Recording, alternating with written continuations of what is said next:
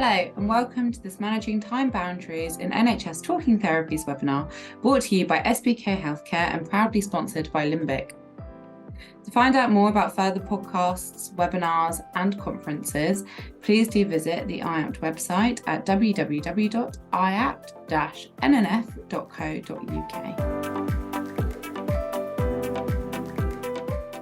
So I'm just here to do a very quick introduction to Limbic before I hand over to Josh for the interesting part of the presentation. For those of you who don't know, Limbic is a UK-based digital mental health company, and we are driven by a mission to solve some of the biggest challenges in mental health today. So as you can see here on this slide, Limbic Access is one of our main products, and the product that if you're familiar with Limbic, this will be the product you're most likely to be familiar with. It is an e-triage chatbot, which has been co-developed with IAPT for IAPT. And what that means is that where services do adopt, it fits really seamlessly with their services. Just a quick note on the kind of certifications and accreditations that you can see logos for in the bottom left-hand corner. And I just really wanted to flag that it's incredibly important to us that our products solve real-world problems, but it's equally important to us that they do so while conforming to the highest possible clinical and information governance standards. I haven't got time to go into all of those today, but if you do want any more info, just please do drop us an email and we can take you through all of that. Next slide. So I thought I'd give you just a quick sort of introduction to the scale, an idea of the sorts of things that we've been doing so far. So in the last 2 years, we have referred over 140,000 patients into Talking Therapies using Limbic Access. And we're really, really proud that we're now working with more than 1 in 4 talking therapy services across England, a number that is growing. And I'm sure next time you see us, we'll have even bigger figures on this slide for you. One of the things that Limbic Access does is perform an eligibility check right at the beginning of the chat flow. And what this means is that we've been able to identify over 18,000 ineligible patients, and they have been appropriately signposted to other services. So it's something that services find really helpful. We also, whilst we're not a risk crisis detection tool as such, we do have quite sophisticated crisis detection enabled in our product. And this means that we have been able to support services by identifying over 16,000 possible risk patients, flagging those to the service, and that means that those patients can then receive the most appropriate care at the quickest time possible. Next slide. Now, these are the figures that I get really excited about. Yes, they are stats, figures, data points, but they are really telling a powerful story. All of these figures come from real-world validated clinical evidence. This is data we've gathered in partnership with our IAPT clients. And they're things that I really care about as a clinician, and I'm sure would be things that you would really care about too. So we're looking here at things like outcomes, patient experience, access. So I'll just take you through very quickly some of these. So we help services to achieve their access targets. Research that we've done using data from IAPT services shows that we can increase referrals by up to 15% where Limbic Access is adopted. But where it gets really interesting is when we start to look at underserved populations. And in one study we conducted recently, we saw that in one IAPT service where Limbic Access was introduced, we actually increased referrals from Black and Asian communities by over 30%, which I think is really, really powerful. When we start to look at care pathway efficiencies, some, again, really powerful statistics, we have seen up to an 18% decrease in dropouts where Limbic Access is used, and up to 53% increase in recovery rates, which is a stat I'm actually really, really proud of. You know, I think that is really phenomenal. I mentioned at the beginning that Limbic Access is an e-triage tool. And the point to make here really is that it doesn't replace human-led clinical assessment, but what it does is amplify those assessments. And what we're seeing as a result is up to a 45% reduction in treatment reallocation. So here I'm talking about step up, step downs. And what this means is that more people are entering the correct treatment pathway right from the very start. And when we've crunched our numbers, we can see that we have managed to release in the services overall, we've released over 30,000 clinical hours so far, which again is a huge number. Now, one of the things I really love is getting direct user feedback, from people who have completed a referral with Limbic Access. And the reason I love that is because it is overwhelmingly positive. As you can see here, we've received nearly 90% of the highest possible satisfaction rating. And then importantly, the impact that has on engagement. And we see more than 90% of patients, of users who start the referral process with Limbic Access actually complete the full process, which again is just a phenomenal figure. So with all of those sort of fun facts and figures out of the way for you, I will hand over to Josh, who has a brilliant presentation for you on managing time boundaries. Cool, thanks, Claire. So this will be about 40 minutes or so. We're going to talk now about managing time boundaries within therapy. Now, this is something which I'm really passionate about. It's something I could probably spend days talking to you about, but we just have this short session today to give you a taste of some of the top tips that I can give you through my almost 10 years now working at IAPT as a clinician, and as a manager, and as an educator at a number of universities. So what we're going to do over this next 40 minutes or so is split into 3 parts. The first part is the theory. Now, I'm not going to bore you to death. I'm not going to sit here chucking references at you forever, because that's probably not what you actually want. But I do think it's important to quickly jump in on the theory to know why we're doing what we're doing. Why is it so important that we do work within this time-limited format? We're then going to spend the rest of the session looking at 2 groups of factors. We've got what I've called the patient factors and what I've called the therapist factors. We'll talk more about these later, but they're more almost thinking about what it is that's leading you to maybe struggle with those time boundaries. So just to start with a brief, and like I said, very brief look at the theory. Why time limited? So obviously the whole point of today, of this session, is looking at managing time boundaries within your therapy sessions. It's not just because you want to go home early as a clinician. There's so many reasons why we want to do this. We know from the literature base that time-limited therapies are effective. And I'm not, whilst a lot of this session is focused towards CBT, I know there are people in here who are counsellors or IPT, etc. And there is a wide wealth of literature, even outside of CBT, about the effectiveness of time-limited therapy. We also know that time-limited therapies help patients maintain focus. It's really good for focus if you have these set time limits that the patient gets used to. We're structuring our sessions as opposed to these kind of more long, aimless type conversations that might last hours, for instance. So it helps with the focus. It's more efficient use of time, which obviously does mean that we can increase access and see more patients, which is obviously great for your patients as more and more people are approaching our services for mental health support. We also know that following these time limits starts to socialize the patient to the therapy model, particularly if you are using CBT. It's good for the patient to get into the mindset and in the practice of getting used to these limited sessions. If you have one treatment session that's half an hour and the next one's an hour and a half and the next one's 45 minutes, it's really difficult for the patient to get that sense of kind of safety and security. So regardless whether your sessions are 30 minutes, an hour, or maybe longer if you're in secondary care, working within a time limit will help your patient get used to that and feel safer within your therapy sessions. But also you guys, the people here, you're all therapists and are here to learn more about time management. And one of the main reasons why I'm in particular so passionate about this is because we know that as therapists, there is quite a high stress associated with that. And one of the highest causes of stress and burnout for psychotherapists across modalities are high caseloads and back-to-back appointments.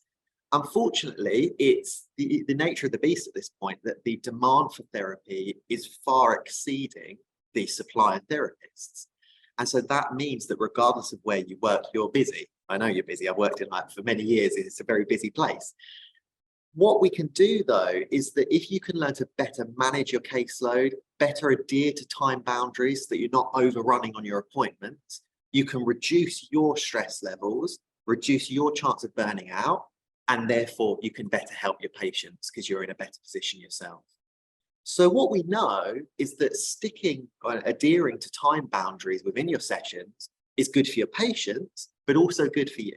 So everyone wins, which I guess is why there's so many of you here today, and it's lovely to see you all. So why are you going over time? Like I say, I could talk to you for days about this. There are so many factors, but what I've done for this session is pick 4 of what I believe and the literature focuses on as the key factors which can lead to time boundary issues. And like I said, I've split them into patient and therapist factors. When I'm saying that, and I'll talk about that terminology throughout the session, what I'm basically talking about is maybe where that issue is stemming from. There's no blame associated here, especially towards your patients. We're not blaming your patient because your session hasn't fit in the correct time limit. It's not your patient's responsibility to do that for you. It's our responsibility to socialize the patient and work with that patient to try and meet both of our needs in the session. But when we're looking at why we might be running over time, we can think about it in this way. So from the patient, there might be barriers. We're going to talk a bit about that later. So barriers which are maybe hindering the patient's ability to engage with you. We've also got that general motivation to engage. And we know that the more motivated someone is to engage in therapy, the easier it will be for you to manage those time boundaries. We've then got therapist factors, so factors relating or stemming from you guys and how you work. And one of the big ones is confidence and having the confidence to boundary your patient and maintain those time boundaries. And the other one is about your core skill set. There are what's called common factor skills, which go between all therapy modalities and you all possess as qualified therapists. Sometimes you just need to tweak it slightly or slightly more effectively use elements of your skill set to make sure those boundaries are in place. We'll talk more about that as we go through. So, as I said before, when I'm talking about patient factors, there is no blame here. It's not your patient's responsibility. We shouldn't expect our patients to come into your sessions really ready to go and really easy to boundaries. It's not their responsibility. What we can do as therapists and clinicians is make that a bit easier for the patient and make it easier for us as well. So the first factor we're going to talk about are these barriers. And so through my experience teaching these type of events, teaching on university PWP and CBT training courses, and working and managing IAPT services, in speaking to clinicians, the most commonly reported issues as to why people feel they run over time are these 2. So either the patient is as what you would classify as oversharing, or they're going on tangents. And what I mean by that is that they're giving you more information than you actually need for the purpose of your session. Like I said, we're not blaming the patient for that. It's not their fault that that's happening. But either way, there's an excess of information coming in. Or the complete opposite. The patient is undersharing. So they're not giving you enough information. We've probably all had patients, I know I definitely have, where you'll get back those kind of like one-word answers or really short statement responses.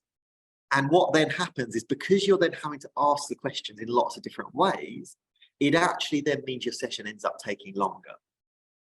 So we've got these 2 elements here, I guess, your oversharing and your undersharing patient.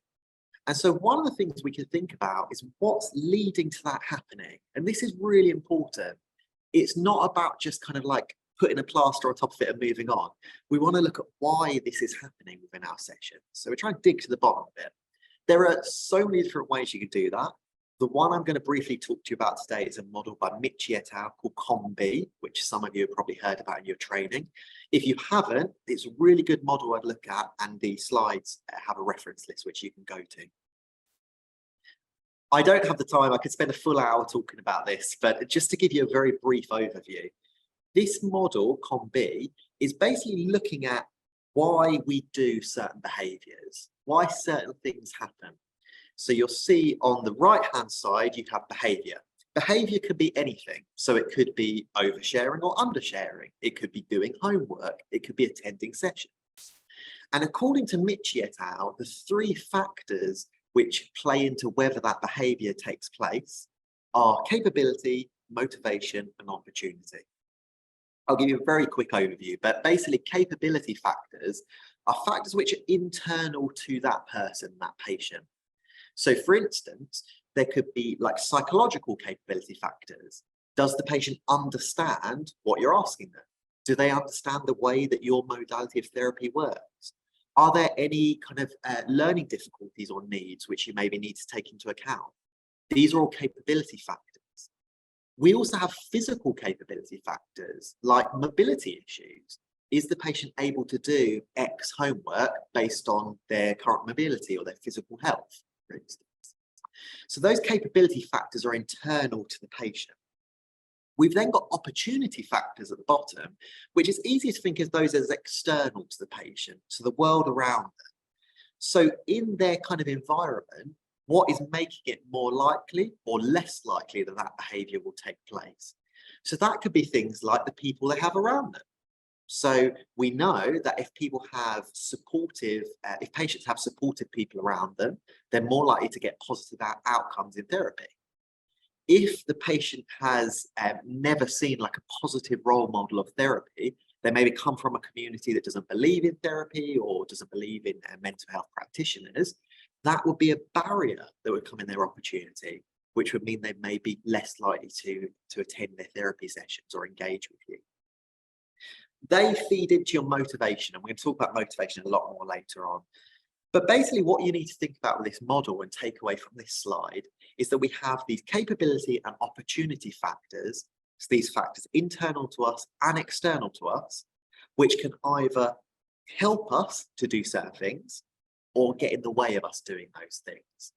So for instance, with attendance of therapy, for example, a really good opportunity factor is if the patient has positive role models of therapy. Whereas, like I said, a barrier to their opportunity might be something like they've never experienced therapy before or no one in their community has. So with that model in mind, and like I say, if you are more interested in that, please do have a look at the articles which are in the reference list, and I really recommend you do. We can then start to look at what's going on. So we can start to look at this oversharing and this undersharing and break it down into why it might be happening. So here are some examples. So remember we said capability is those factors which are personal to that patient, they're kind of internal factors. So maybe the patient is oversharing because they don't understand the purpose of your sessions or how CBT works, for example. They may have had more, let's say, open kind of counselling type therapies in the past. And so they come into a CBT session, which is more focused on techniques and homework and the present focus. And that's a bit of a shocker. And so that could lead them to overshare. It might be that the patient thinks that what they're telling you is relevant. They're telling you all of this stuff in really good faith that it's going to help them. And actually you're sitting there thinking, well, based on what we're going to do in therapy, based on our kind of model or way of working, maybe some of this isn't so relevant.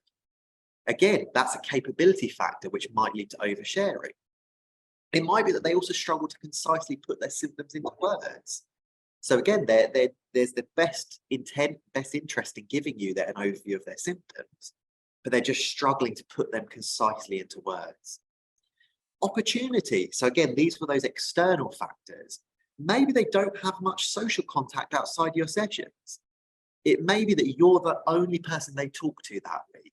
And so their natural want and desire is to talk to you about everything and anything. Again, it's not their fault that that's happening, but it's potentially a reason for oversharing. And then in terms of motivation, it might be, do they actually want to be there with you? Do their goals align with what you're going to be doing in therapy? And again, we'll talk more about motivation later. But the reason I'm showing you this is because through conversations and speaking to your patient, if you can get to the bottom of what the barrier is, whether it's capability or opportunity, you can then start to work on that together. So if the patient is really struggling to put their symptoms into words, for instance, you might send them like an emotions wheel or something like that, or you might work on them, try and help them to put their symptoms into words. And that might then lead to less oversharing. It might be you then work on explaining to the patient how CBT or your modality of therapy works. And now because they understand that, there's less tangents. There's less maybe digging into their deep past when they know that the treatment is focused more on the present day and learning that kind of thing. So if we work out what the barrier, what the factor is, we can then work on it with the patient. I've also put together a few brief ones, and again, these are just some examples, but about why someone might be undersharing. So it might be that they can't see how this is relevant or helpful for them, and that's why they're giving you those one-word answers. It might be they don't understand how the CBT model or your model of therapy, if you're not a CBT therapist or PWP, applies to them. Or maybe at the bottom, this is quite a common one, especially for some minority groups where there's a different view of mental health care. Maybe they don't actually understand the importance or the need to share with therapy. They may think, again, purely in goodwill, they may think that if they just give you these really short, sharp responses, that's what you want. That's the information you need. They might not actually understand that we do need a bit more, and we do need them to talk to us about how they're feeling in a bit more depth. Some of the opportunity factors, which we mentioned earlier, might be that there's limited positive role models around or social support. And then again, motivation. So do they want to be in your session? And similarly with the oversharing ones, if you can work out why this is happening, you can then try and work on it with your patient. If they don't understand that they need to share in your sessions, you can have a quite frank discussion about that. And then that might then help them to open up to you in future sessions. So it kind of feels like common sense, but sometimes, especially in this kind of time limited kind of back-to-back appointments where some of you are working, you can just feel like you need to just push through and just keep on going and let's just work through it and see what happens. And actually within your early sessions, it could be really helpful to use a model like COM-B to get to the bottom of why this issue is happening, and then you can solve it as early as possible. So you might be able to solve this in your first or second treatment session, as opposed to getting up to, I don't know, 6, 7, 8, and then having to request more because you are overrunning in each session. So to summarize that bit, we know that barriers can impact your patient's capability, opportunity, and motivation to engage. You don't have to use COM-B, but it can be very helpful for you to use some model, or even if it's just an open discussion, to help you get to the bottom of what those barriers are, and that will then help you overcome them. So the other patient factor, and like Vanessa said, if you do have questions, pop them in the Q&A as we go through, and we'll answer them at the end. So the other patient factor is about engagement with the therapy process. So like I said, there is a wealth of literature. I picked this Noonan and Moyer's paper as a particularly prevalent one in the counselling literature, but there is a lot of information out there about the impact that a lack of engagement in therapy can have in terms of boundaries and maintaining those boundaries. In essence, if someone isn't really bothered about being there, if someone's not really engaged in the process, they're less likely to be able to adhere to those time boundaries and less likely to be open to your attempts to boundary them. And you've probably seen this in your own clinical practice. It's particularly hard to set and adhere to time boundaries if the patient is less engaged in your sessions. We've all had those lovely patients who are really motivated, really engaged, really want to get on with their therapy, and they tend to be the easiest patients to work with, don't they? Partly because it's quite easy to maintain those time boundaries.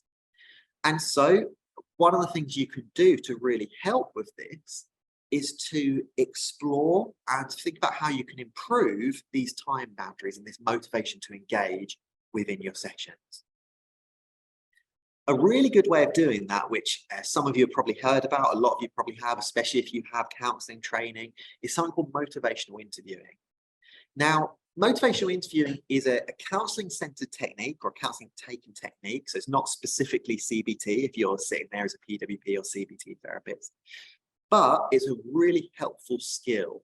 It's again, like with everything today, it's a skill which you could spend a week learning and still wouldn't know everything about motivational interviewing. So today is a really short snippet, which I would recommend you keep reading on about if it's something you're interested in. So as a nice definition, motivational interviewing is a directive, client-centered counselling style that is designed to assist clients in exploring and resolving ambivalence to increase motivation for change. So basically what it is it's looking at how can we make someone, or how can we increase their motivation to engage with us. You may think, and you'd be right, that a massive component of that motivation is internal to the patient. If someone really, really doesn't want to engage with you, there's only so much you can do about it. However, motivational interviewing is a really good technique that can do as much as we can from the therapist. And this is a really good way. There are, I should say as well, there's a lot of these kind of like 4 area kind of boxes that you'll see with motivational interviewing. There are lots of different types of them, which look at different ways of increasing motivation. This is one I particularly like. It comes off the work of Miller and Rolnick.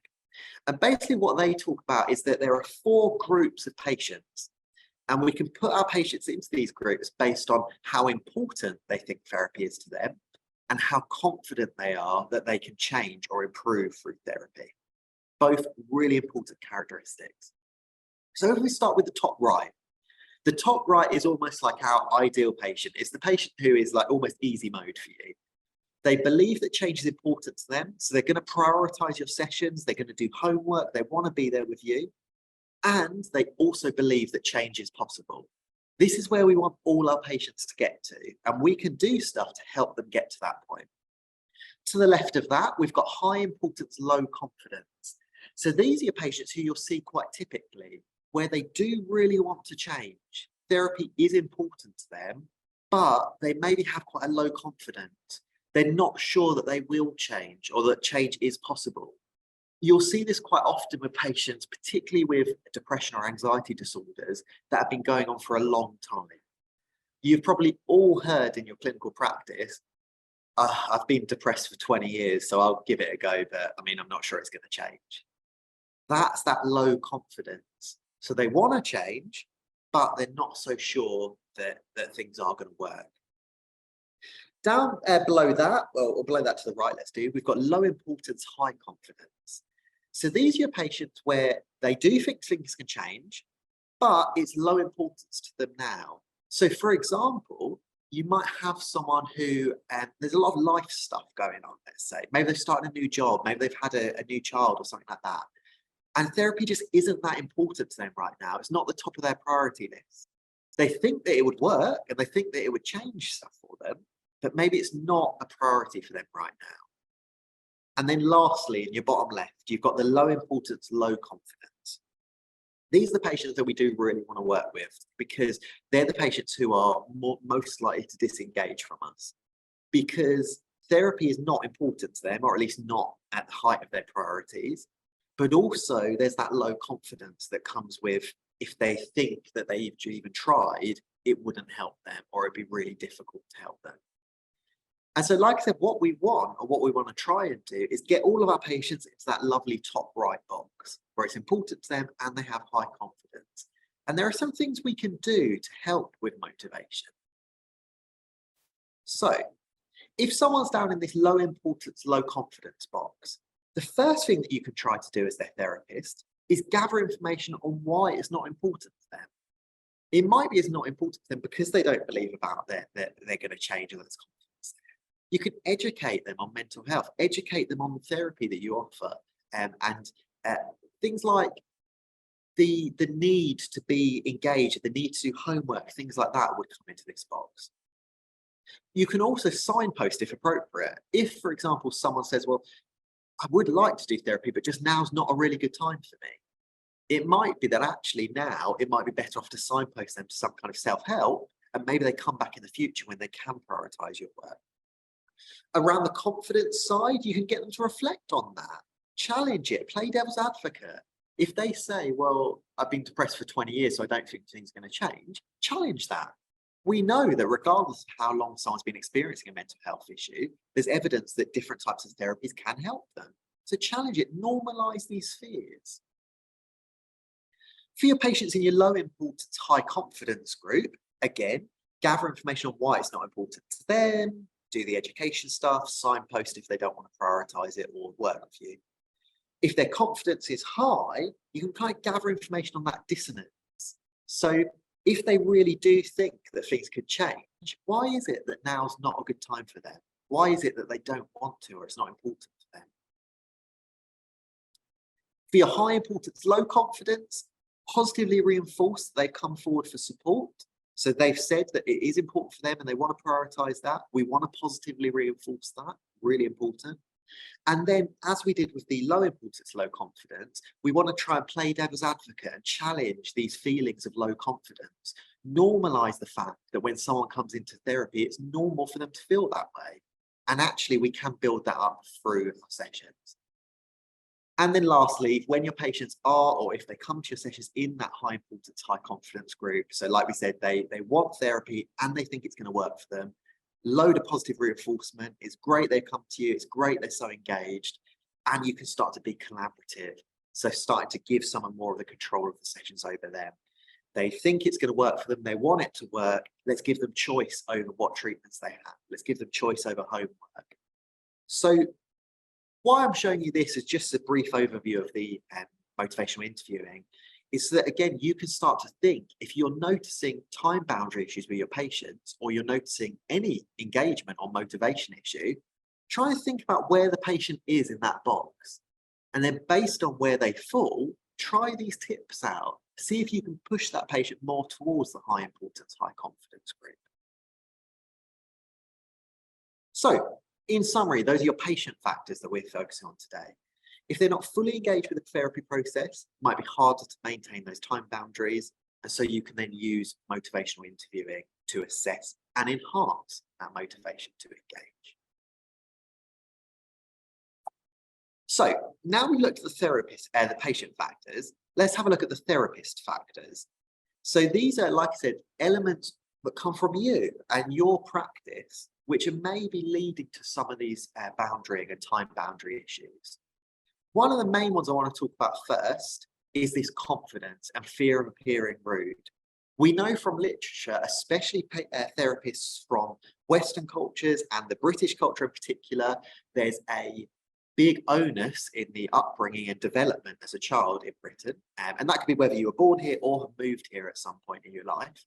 There's a big onus within our culture on being polite and not offending other people. And so that means that any situation where that feels like it could be a possibility can trigger quite a large fear response in us. So if you're scared that boundarying someone may make them think you're rude or disrespectful, that can lead you to not do it. We're going to talk more about that now. So as I said there, a lack of confidence can be a major enemy in boundarying your patients. So if you just don't feel confident yourself in setting those boundaries, it's going to be really hard for you to get that across to the patient. The main thing you can do about this is, on your own personally, reflect on where that lack of confidence comes from. Is it based on past experience you've had? Is it in your current role or previous mental health roles? Or maybe you're just not a very confident person generally, which there's a complete spectrum that people are on in terms of their confidence. Try and dig into why that's happening though. And the reason I say that is because in a lot of situations, what is underpinning a lack of confidence is a worry. And more often than not, it's a hypothetical worry. So it'll be something like, what if when I try and boundary them, they think I'm being rude? What if this damages the therapeutic relationship? What if I upset the patient? What if this damages our relationship together? That kind of thing can impact your confidence.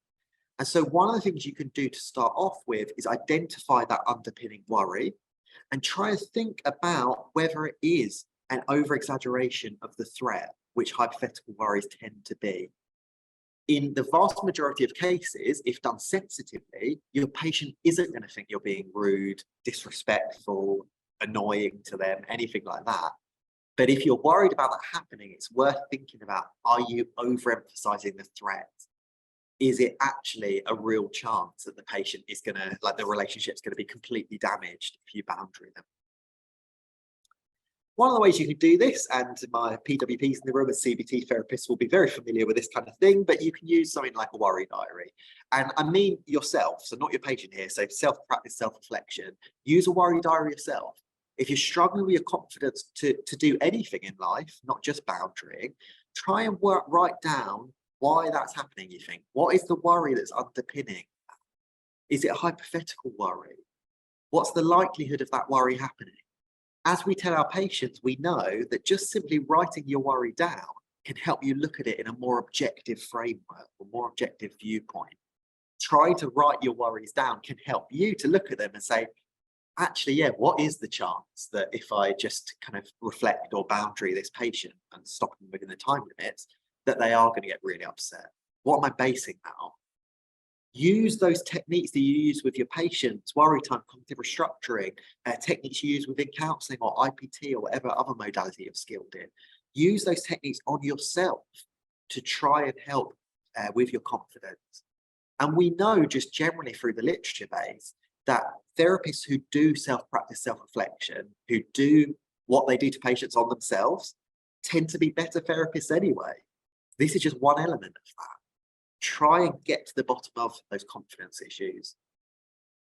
Now, as I said, one of the things which can lead to that is this fear of appearing rude. There's a really good paper by Tang, which is in the reference list at the end, which you'll receive a copy of, which talks about how that fear of appearing rude can lead us to act in a way that's counterproductive. So I said in the very first slide today, there's a load of evidence talking about how working in a time-limited format is better for you and better for your patient. If you're scared of or fearful of appearing rude, you might not work in that way. Obviously, this depends based on your therapy. I am talking about CBT now, just because that's where my background is. But the way that CBT is designed, the evidence base behind CBT, is that it's not helpful for the patient if you just let them talk at length forever. There's some amount of venting which can be helpful, but just letting a patient take over the session and just talk about anything that they can think of for an hour is not actually helping them. So again, we want to make sure we're setting those boundaries. And there are papers out there like the Litau et al. At the bottom, which talk about how patients actually rate assertiveness as a positive characteristic in their therapist. So if you can be assertive to maintain those time boundaries, the patient might actually really like that because it feels supportive and feels safe.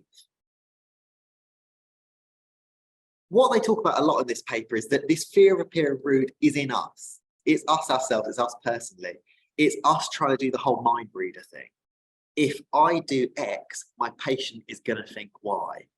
We know that's not true. It's an example of a cognitive distortion. We can't read the mind or predict what other people are going to do accurately. So what we're doing is we're basing what we think they're going to do on our view of the world, not the patient. And so in the vast majority of cases, if you think about your thought, which might be, if I boundary them, it's going to ruin our relationship, there's probably very little real world factual evidence to support that that's actually going to happen or come true. It's a fear we have, it's not grounded in the real world in most cases. And so again, use your therapy techniques, use cognitive restructuring, use your CBT skills, use your skills from other modalities to try and challenge those thoughts. Again, like I say, if your thought is that anytime I stop the patient talking, they're going to get really upset, but the patient has never got upset with you in the past in your sessions, challenge that thought. Why do you think it's going to happen? It's stopping you from acting and being the best therapist you can be. So a big part of this confidence and fear of appearing rude is firstly reflecting on where you think that's coming from in yourself. And secondly is about challenging it by looking at whether there's real world evidence there. Again, it's the same thing you would do with your patients if they were telling you they were scared of something, but we're doing it on ourselves. And so the last therapist factor I want to talk about for our last 5 minutes of this presentation is about your core skill set. So as I said earlier on today, there are things called common factor skills, which weave their way between all therapy modalities, and there are decades and decades and decades of research on why these are helpful. These are things like reflection, empathy, types of questioning you use, Socratic questioning, that kind of stuff. All therapies are built on these skills, regardless of whether you're a CBT therapist, a PWP, a counsellor, you do IPT or anything like that, couples counselling, whatever you do. These skills are skills that you will have picked up and developed during your training in that modality. What can happen though, is that over time, particularly if it is maybe on a rare occasion where we have a patient that we struggle to boundary, we almost forget about how to use these skills to maintain time boundaries. And yes, these skills are there for lots of reasons. They help the patient feel listened to, they convey warmth, they build that relationship, but also they have a really key role in maintaining your time boundaries. And sometimes when you're sat there in front of a patient and they're talking, your mind might go blank. I know mine has before when I was doing therapy work, clinical work. Your mind goes blank. You think, how am I going to stop this in a way which is sensitive? And that's the main thing here. We don't want to just bluntly interrupt patients, because that probably will impact your relationship with them. We want to do it in a way which is sensitive. We want the patient to feel heard and feel like you're guiding them, rather than feeling like you're steamrolling them and taking over the session. So here are some of those skills that you can use. The top three in particular are the ones that they're the nicest ones. I think they're like the softy, lovely ones. Reflection. So reflecting back what the patient said to you. Summary, summarizing what's happened within that bit of conversation. And empathy, using a phrase or a statement or something to convey that you understand that patient's difficulty. What these things have in common is that they're short things that you can do, you can say in a session, which can pause the patient's track of conversation. So let's say the patient is talking at length about something which happened in their childhood. You've identified as the therapist that this isn't going anywhere. It's not useful, and actually it might be causing the patient distress. Rather than letting the patient talk, which isn't helping anyone, or just butting in and just saying, how does that affect you now? Which is blunt and could damage your relationship. Instead, I could do something like say, so what I've heard there is that in your childhood, you didn't have a very good relationship with your mother. How do you think that's impacting you in the present day? So what I've done there is use a short, sharp reflection. The patient might get a bit like, oh, okay, I was talking, but because you've reflected, they're going to feel listened to, they'll feel acknowledged. And then in that pause in the conversation that happens after that reflection, I can then throw in a follow-up question, which will guide us back to where I want to go as a therapist. Similarly with summary, I might say to a patient, is it okay if I stop you there? Because you've just told me a lot of really good things there. Summarize what they've told me. And then I might say, and so you said all of that about your past. Have you noticed that that's impacting you in X way currently? Or have you noticed that's impacting your relationships, or whatever question I want to ask? Again, the patient isn't going to feel like you've just steamrolled over them because you've used that summary. They're going to feel listened to. They're going to feel like you're on the same page. And then before they can continue on that tangent, you can then sensitively throw another question in. Empathy is another lovely way of doing this. I can hear from what you said there that you're going through a really difficult period at the moment. Have you noticed that that's triggering off your current mental health issues at all? Again, patient feels listened to, feels warm, feels lovely, soft, fluffy because the empathy. And then I've guided the patient back to something which is more helpful for the therapy process. In all three of those cases, I've taken control back of the conversation, but I've not done it in a way which will leave the patient to feel like I've just butted in over them and I don't care what they're saying. You've then got, as you go further down this list, you've got ones which are not confrontational, but not as kind of soft and fluffy. So if it keeps happening, for instance, you might do one of these more slightly blunt approaches. So you might refer back to the agenda or the timings. You might do something like say, oh, just want to stop you there. I'm just aware we've only got 10 minutes left of the session and there's still a few things we need to cover. So is it all right if we move on to X? It can still feel quite nice and soft if you word it nicely, but it is more of a kind of interruption. If it keeps happening, you might reiterate the purpose of your sessions. So for example, if you're working as a PWP, for instance, quite focused, CBT focused, short time limits. If a patient keeps talking in like they really want to talk about their emotions at depth, which we wouldn't do so much at step 2, you might just have to have a conversation at some point about, well, this is how step 2 CBT works.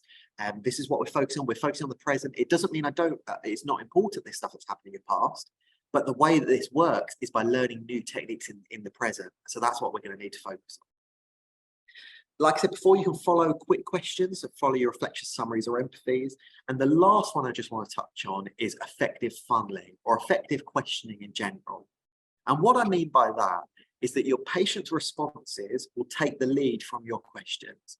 So what I'm saying there is that if you're asking loads of really nice open questions, the patient's going to naturally talk more at you. You're inviting more of that talking at length, more of those tangents. On the other end, if all you do is ask really short, closed questions, you're not going to gather enough information. And also your relationship's probably going to suffer because it feels really tick boxy. So what you need to do as the therapist is think about what you need to gather information on. Also think about where you are in the session time-wise, and therefore think, right, if I've got a bit of time, I'll use a more open question. It'll feel nicer for the patient. They can guide where they want to go. If we've talked about something for a while, or if I know I need to move on, I might move more towards the closed questions, because naturally the patient's responses are going to be shorter, and therefore it's going to take up less time. So, like I said there, these are all your core skills. These are skills you all have, you all use day in, day out, I'm sure. It's just about remembering, and you might get off of today and make a post-it note and stick it next to your screen, but it's about remembering you can effectively use these skills within the moment to boundary your patients. And there's one last thing I want to leave you on before we get to the summary bit and Q&A. The earlier you can do this, the better. Now, obviously it's a balance, because we obviously want to give our patient room to express themselves and talk and guide what they think is important. But the longer you leave this, the more awkward it's going to feel for you, the more difficult it's going to feel. If you notice someone's going on a tangent, and within that first minute, you maybe reflect and guide the questions back to something more appropriate, that's going to be a lot easier and feel a lot less awkward than if you're 10 minutes into something that someone's really getting in depth and really talking about, then you feel like you have to boundary them. So a lot of this is about keeping on top of the conversation, which is easier said than done when you're, 8 sessions in on that day, for instance. But keeping on top of the conversation, using your skills to guide it so that it's appropriate what you're talking about. So, in summary, we've covered today the theory behind time-limited therapy, why it's good for you and your patients. We looked at how patient factors like barriers and also motivation to engage can impact your time boundarying. And we looked at how we can use COM-B motivational interviewing to support that or overcome those. And then lastly, we looked at the therapist factors. So we looked at how you can overcome confidence issues and how you can more appropriately use your core skill set to boundary patients. We'll go on to the Q&A now. Just want to let you know that in the slides you've got contact details for myself and Claire. If you have any follow-up questions about, if they're about the slides and the content, probably better for me. If it's more general about Limbic, then Claire's probably your go-to person. And then, like I said, we have got references here if you need them. So I'll stop screen sharing now and pass back to Vanessa, who's going to facilitate the Q&A. Thanks so much, Josh. That was really interesting. I feel like even as a non-therapist, I want to try out some of your techniques and see if I can have some better conversations with my friends and family. So I am going to jump straight into it. There are loads of questions. I was really excited to see them come in. So I'm a trainee PWP. I find I set boundaries at the start of the session, though I find it hard to cut in when the patient is tangible. I find it tough to do this without sounding rude. Any advice? Yeah, really good question. It is completely natural. A lot of people feel that, especially when you're trainees or you're newly qualified, completely normal. The main thing that I would say, and as a trainee, you're probably well aware of this, role play, practice. Practice the skills we've talked about today with a safe group of people. So with friends, peers, they don't even have to be therapists, as Vanessa said. Practice using reflections, practice using summaries, practice referring to timings. Doing that will then make it easier for you and less anxiety provoking when you actually get into the session. And like we touched on in the slides, a lot of your difficulties are probably stemming from your own anxieties about doing it. And so again, role play will help you with that. I'm always available if you'd like to role play with me. Kay asks, sometimes it's overwhelming trying to interrupt the patient whilst processing their verbal output. Any tips for the scenario other than preserving my energy to reduce burnout? Yeah, really good idea. So I guess something really good to keep in mind is that on your preserving energy burnout comment, it will feel difficult in the moment, but actually doing the boundarying will help you and will prevent burnout. The therapists who are more likely to burn out are the ones who struggle with this, and therefore all their sessions over time and overlap each time. My biggest suggestion for what you said there is use of summaries. Summaries are a really good tool, not just for you, not just for the patient, but also for you as the clinician to get your head straight and get things in order. You can just summarize back what you've heard, and you can even follow that up with, does that sound right to you, to your patient? And then they'll tell you if you missed anything. But it's a really good way of making sure you're on the right page yourself. It also gives you a bit of pausing time, because you can almost let your mind drift a little bit while you're reading back from your notes about what they talked about. And then you can then get back into your questioning a bit more effectively.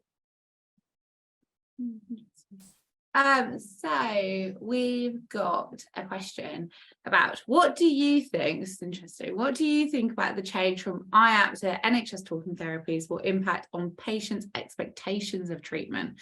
My concern is that this will contribute to patients expecting more of a counselling approach rather than an interventionist one, and that it will cause further difficulties in managing time boundaries. Yeah, good point, I guess. I mean, I guess that there's pros and cons with everything. I think that there are good benefits to the name change. I think the IAPT name is, for someone who doesn't have much experience in mental health, those kind of acronyms are not very accessible for many people anyway. So I think it's good. I kind of mirror some of your concerns, but I do think that almost all your services, the NHS website, even when it was called IAPT, talk about talking therapies anyway. So just because still talking therapy is now in the name, it's probably not going to change a huge amount, I would imagine. See, I don't know for sure. I guess it just reiterates some of what we talked about before about reiterating the purpose of your sessions, particularly if you are a PWP or a CBT therapist and you are more structured in your treatments, just helping the patient to understand that.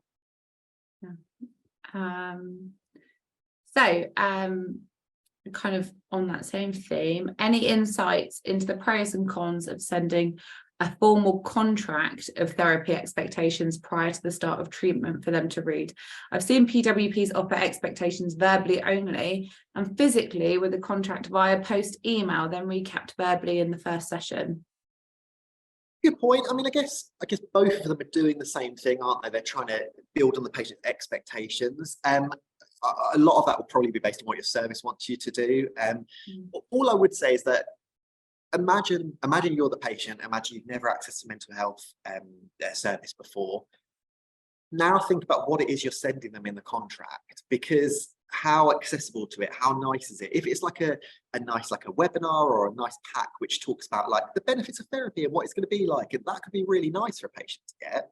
But also imagine if this is the first time you've ever referred to a talking therapy service and you suddenly through the post get something that looks like, I don't know, like a lawyer's marked up for you and you've got to sign stuff, and that might not be that helpful. So I think just being aware of what is being sent out. And even though what you're getting to, I think, about making people ready for therapy is something which is really helpful. And yeah, it's something that a lot of people will be working on. Yeah. So what could you do if you notice a client is not listening to you and talks when you haven't finished your question? What strategies can you apply if a client feels that all tangible subjects are relevant? Good point. I mean, it's difficult. I guess if you feel like they're not listening to you, you could try and build that into your questions. You can try and ask certain things that require an immediate response to try and get their attention that way. I mean, I guess if it keeps happening, and this is something which a lot of therapists struggle with, but it is a part of being a good clinician. It's about having those kind of blunt, honest discussions sometimes about why is this happening. And if it's because the patient isn't really engaged with you because they don't want to be there, maybe they don't want to engage in therapy and their mum told them to or something like that. Actually, is this the right time for them? Are they finding this helpful? Well, the vast majority of your services, assuming the vast majority are from primary care services, it's self-referral. Your patients don't have to be there. And therefore, if they don't want to be there, is it actually helping anyone if you're almost forcing them to engage in that process? So I would say, yes, you can use the nice soft stuff, use the questions, use the summaries, but then it might lead to you having a more frank discussion with the patient about what's going on with them and their motivation. Thanks, Josh. There are 2 questions of similar themes about timekeeping. So Chloe says that she usually wears a Fitbit, but last week her battery died and there was no clock in the room. When she realised this, is it appropriate to inform the client to put a digital clock app on your phone? And then another attendee asks, what are your thoughts on using alarm clocks or countdown timers in sessions? Yeah, good point. I think there's a balance there. Like we said before, for you as a therapist, but also for the patient, we want to be working in this time-limited manner. As we said before, it doesn't do the patient any favours if they talk for an hour when your session was supposed to be half an hour. It also doesn't do you any favours because you're then probably stressed and rushing to your next appointment. So I would always strongly recommend you have a watch, a clock, a Fitbit, whatever you want to use. If for the first example of like the watch was broken, if you started the session by saying to your patient something like, "Oh, I'm really sorry, my watch is broken. Is it okay if I put a timer on my phone," or something like that? I imagine most people are going to be okay with that. What I would potentially advise against are things like the alarm clocks and things like that. If you've got something like chirping that the patient can hear, which tells you 5 minutes left, it's probably not very nice for the patient. They're probably going to feel rushed. They're probably not going to feel like you really care about them as opposed to care about the time. So the ideal is that the patient shouldn't know that you're looking at a clock. So you're subtly looking at a watch, or you've got your therapy room has a clock behind their head or something like that. So yeah, keep an eye on time is obviously important, but try and make sure the patient doesn't feel like you're rushing them out the door. Yeah, that's good advice. So on the mention of technology, and Fitbit's already had one shout out, so I think it's time that we pull it back to Limbic. I have got a question about I think that this is probably more directed at Claire. How do you think we can use technology to help with time management? Good question. I think one of the ways that sort of new technologies are helping with sort of managing time boundaries actually, or improving the amount of time you have for clinical activities, is that gathering of patient data before session. So I think things like Limbic Access, for example, but I know there are other systems that do it too, that can collect your sort of, your patient outcome questionnaires, all of that stuff, so you don't have to do it in session. I find that is really, really helpful, because it means that, if you find that your patient or client turns up and they haven't completed their outcome measures, then you're going to waste 10 minutes at the beginning of the session, which you hadn't accounted for. Then you're in a rush and all of that kind of thing. So to my mind, I think that is one of the biggest benefits I see, or certainly one of the benefits I see in new technologies in supporting time management. How about you, Josh? I would agree. I think especially from the people in who are PWPs, I think we know how it's so time limited. You need to get into a session and just hit the kind of ground running straight away, where other therapists who have hour-long sessions might have a bit of that kind of warm-up time. And so I would agree with Claire that any form of technology, including Limbic Access, that does give you information beforehand, means you can then guide your questions. It's one less thing for you to think about. There are some bits of the assessment you then wouldn't have to cover in as much depth because you have some information to base on. All of those things are going to help you with time managing in your sessions. Thank you. So I am aware that we're kind of coming up to time now, but I've got some really interesting questions. So I'm just going to continue for a little while longer. Yeah, of course. I've got an anonymous attendee that's asked, they say, I'm a neurodivergent dyslexic therapist and have slower processing skills, which can affect my time management in and out of sessions. Any additional tips or guidance for maintaining time boundaries with this additional factor? Yeah, really good point. I think it's really important that whatever we're doing, we're considering our own needs as a therapist as well. We can almost get into this mindset where everything is always about the patient, and it's not. That's not collaborative working. We need to think about what works for the patient and what also works for us. And so in that example, you might want to think about working with your service, your employer, all that stuff around ways to help you with that, and try to relieve some of the pressure that maybe you have to do things faster than maybe you don't feel able to. The reality is, if your session was happier to maybe offer slightly longer sessions or something like that, that's still going to be okay because you're still time managing the session. It might be that just based on your own needs and your own way of working, you can adapt that slightly. So keep your own needs in mind as well as the patient's, I would say. Actually, that is a really nice follow-on to the next question, which is about how do we manage our energy within a session so that we have the capacity to interrupt the patient who's oversharing? Yeah, really good point. I think that, as we kind of mentioned a minute ago, using any form of technology, apps, whatever your service has bought into is really helpful straight away, because it means that you're not having to use as much of your energy gathering every single bit of information. I guess one of the main ways I can think about that is your use of questions.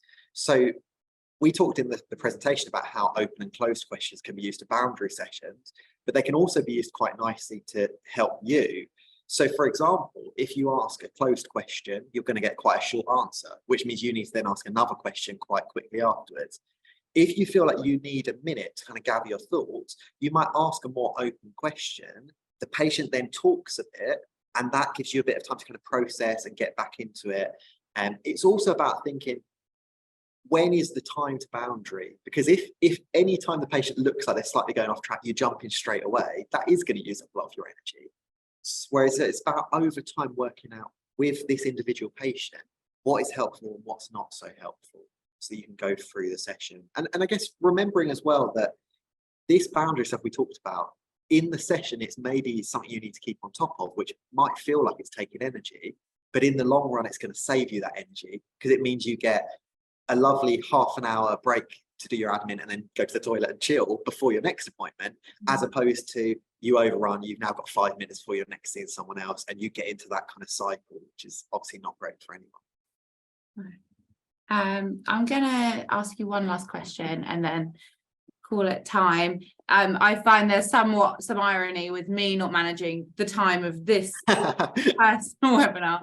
So the last one is, do you have any specific material advice focus for neurodivergent patients, specifically autism? And then Sheila also commented saying that she struggles to contain ADHD patients. Yeah, good point. I, as a kind of preface, I don't have any significant experience within ADHD or autism spectrum disorder services, so I can't give you a huge amount. So I guess my main bit of advice for that side would be talk to your supervisors, look for what's available in the trust. If you work in primary care, then look for the ASD and ADHD secondary care services, see if they have any advice or resources that they can send you. If you already work in a secondary care service, is there anyone else in kind of neighbouring localities you can speak to for advice there? And I guess the thing to be aware of is this session is primarily focused on the, I hate using the word, but typical population, the people that we're seeing day in, day out, the vast majority of patients. We also, like I said, need to be aware of our needs and the patient's needs. And if your patient does have some kind of neurodivergence or some kind of additional need, then actually it's probably responsible for you to allow a bit more time for that. And you would probably want to discuss that with your supervisor or your service.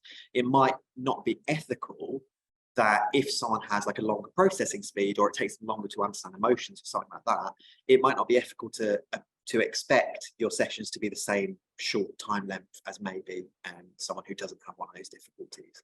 So yeah, speak to your service, I would say, would be the biggest suggestion for me there, and your supervisor.